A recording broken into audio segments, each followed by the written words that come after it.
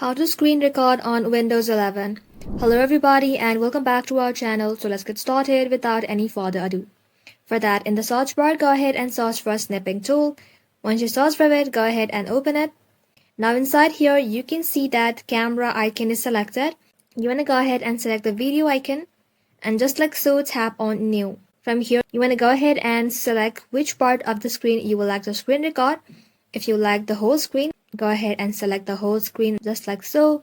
Then once done, tap on it start. As you can see, the screen recording has been started. You can even unmute microphone if you would like to include the sound of your voice. You can even mute the system audio like so.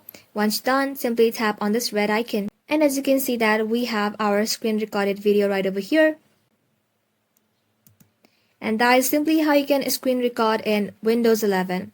That ends the video guys. Thank you all for watching the video till the very end and stay tuned until our next upload.